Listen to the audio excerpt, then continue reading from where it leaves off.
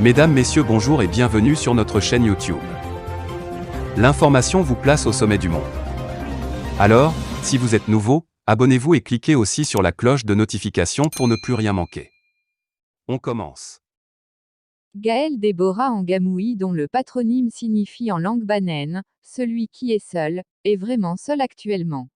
En d'autres termes, elle a perdu tous ses soutiens. Depuis que la toile est irriguée par sa sextape, sa vie a chaviré.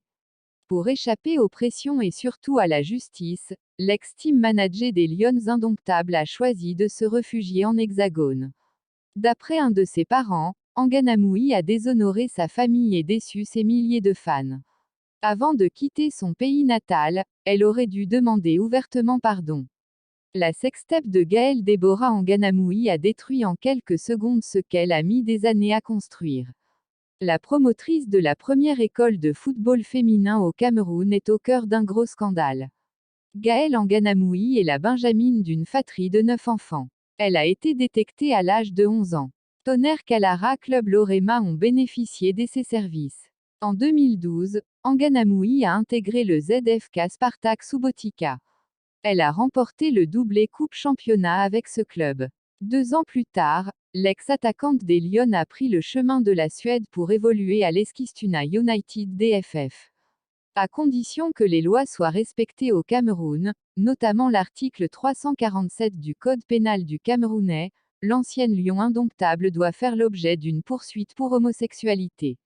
Et les preuves irréfutables l'incriminant sont nombreuses, après que des vidéos d'elle en plein débat sexuel avec des femmes ont été déversées sur les réseaux sociaux. Pour Roger Chantal Thuil, Gaël Angamouhi risque d'aller en prison pour 5 bonnes années. Ces 5 années, faudra le préciser, sont seulement pour les accusations d'homosexualité pour lesquelles elle doit normalement être poursuivie. Je pense que c'est une très mauvaise opération de communication. Je pense surtout que c'est très bien d'aller à l'école. Ce soir, elle ne pourra pas s'empêcher de mettre les insanités que j'ai découvertes avec tous les autres Camerounais sur le dos de Mebombo Njoya que je méprise au moins autant qu'elle.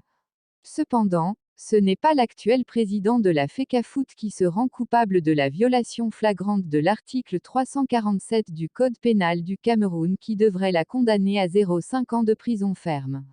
Car, cette chose-là est interdite au Cameroun, dixit Paul Biya, a écrit le journaliste à propos du passage annulé de Gaël sur Canal 2 International.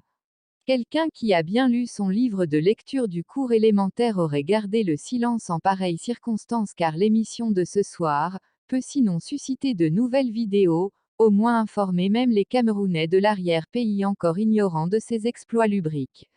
Comme j'ai dit, il faut lire de bons livres. C'est important, ajoute Chantal Thuil. Rappelons que l'homosexualité est interdite et sévèrement punie par la loi au Cameroun. L'article 347 du Code pénal du pays précise clairement que cette pratique est punie d'un emprisonnement de 6,06 mois à 5,05 ans et d'une amende.